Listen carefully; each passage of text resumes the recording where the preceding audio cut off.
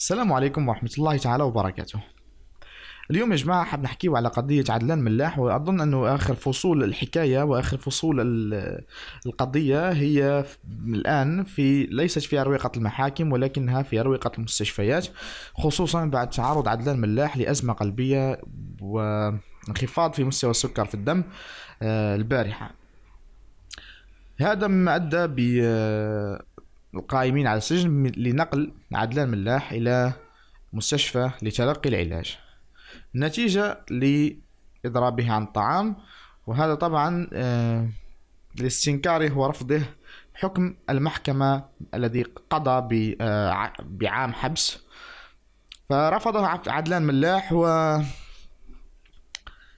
أن هذا إجحاف في حقه ويريد محاكمة عادلة، خصوصا مع اضطرابات في هيئة المحكمة مؤخرا، عند محاكمة عدلان ملاح فهو لم يقتنع، وحتى هيئة الدفاع لم تقتنع بمحاكمة عدلان ملاح السابقة، واعتبروها أنها طبعا مجحفة في حقه وفي حق هيئة الدفاع أيضا، لأن المدعي العام أخذ نصيب الأسد في المحاكمة ولم يترك للمحامين فرصة الدفاع عن عدلان ملاح. عدلان ملاح دخل في إضراب عن طعام لأكثر من 20 يوم، وهو اليوم يتجرع كأس الموت البطيء، فنقل على إثر هذا المستشفى وهو الآن يتلقى العلاج في انتظار محاكمته يوم الاثنين إن شاء الله. وهناك من العديد من الناس يبدو أنهم تناسوا قضية عدلان ملاح الذي دافع عنهم وكثيرا دافع عنهم، وهو اليوم وحيدا في السجن، والناس غير مكترثة بأخبار عدلان ملاح إلا القلة القليلة. هناك مجموعة من الحقوقيون والناشطون عبر مواقع التواصل الاجتماعي يريدون النزول إلى أمام المحكمة يوم الاثنين، وتجمهر هناك للمطالبة بالإفراج الفوري على عدلان ملاح الذي طبعا تلقى عام حبس، حكم مجحف في حقه. وهناك أخبار تقول بأن الخبر وصل إلى رئاسة الجمهورية، وهذا أنه أنا أظن أن عدلان ملاح سيفرج عنه في القريب العاجل، لأن العهدة الخامسة على الأبواب.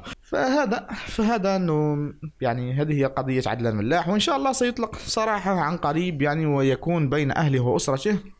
وقد أرسل رسالة إلى الصحفيين زملائه تحدث فيها عن أنه عن معاناته، وتحدث عن أنه طبعا هناك عدد قليل من الناس تندد وتطالب بإفراج عن عدلان ملاح بالرغم من قلتهم، فهم ليسوا بالهينين، فهم أيضا نخبة المجتمع، وهم من بين الصفوة لنقول، لأنهم مثقفون وسياسيون وعديد الوجوه الصحفية التي تطالب بالإفراج عن عدلان ملاح.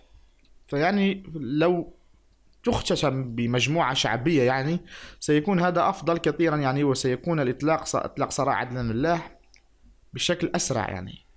فالإسراع في المحاكمة، أنا أظن أن الإسراع في المحاكمة سيكون أفضل لهذا الإنسان عدلان ملاح الذي يعاني من تأثيرات الإضراب عن الطعام، وإن شاء الله سيخرج سليم معافى من السجن، ونراه بين أهله وأصدقائه. وهناك حدود طبعا، نحن لا نقول أنه لا يجب أن يكون هناك حدود، ولكن نقول أنه الحد الأدنى للصحافة في الجزائر قد اخترق بسجن عدلان ملاح بدون تهمة ثابتة وواضحة. نتمنى أن يتوقف عن الإضراب عن الطعام إن شاء الله، ونتمنى أن يخرج في القريب العاجل ويعود لزوجته وابنته. السلام عليكم.